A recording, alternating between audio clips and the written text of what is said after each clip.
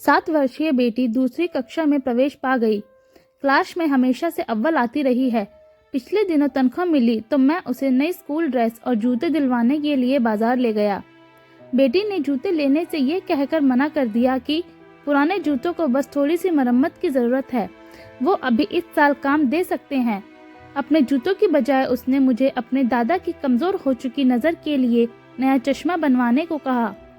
मैंने सोचा बेटी अपने दादा से शायद बहुत प्यार करती है, इसलिए अपने जूतों की बजाय उनके चश्मे को ज़्यादा ज़रूरी समझ रही है। खैर, मैंने कुछ कहना ज़रूरी नहीं समझा और उसे लेकर ड्रेस की दुकान पर पहुंचा। दुकानदार ने बेटी के साइज़ की सफ़ेद शर्ट निकाली। डालकर देखने पर शर्ट एकदम फिट थी। फिर भी बेटी ने थोड़ी लंबी शर्ट दिखाने को कहा। मैंने बेटी से कहा, बेटा ये शर्ट तुम्हें बिल्कुल सही है, तो फिर और लंबी क्यों?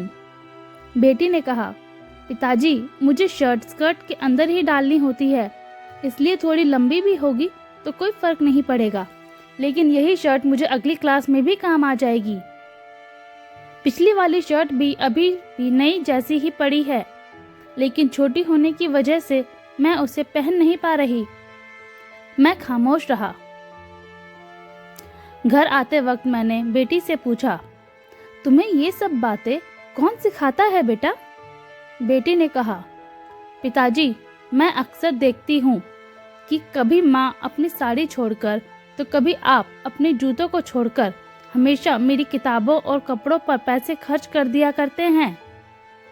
गली मोहल्ले में सब लोग कहते हैं कि आप बहुत ईमानदार आदमी हैं, और हमारे साथ वाले राजू के पापा को सब चोर, कुत्ता, बेईमान, रिश्वतखोर और जाने क्या क्या कहते हैं, जबकि आप दोनों एक ही ऑफिस में काम करते हैं। जब सब लोग आपकी तारीफ करते हैं तो मुझे बहुत अच्छा लगता है। मम्मी और दादाजी भी आपकी तारीफ करते हैं।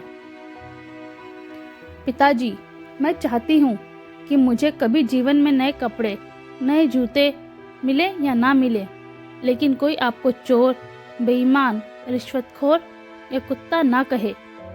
मैं आपकी ताकत बनना चाहती हूँ पिताजी, आपकी कमजोरी नहीं। बेटी की बात सुनकर मैं निरुत्तर था। आज मुझे पहली बार मेरी ईमानदारी का इनाम मिला।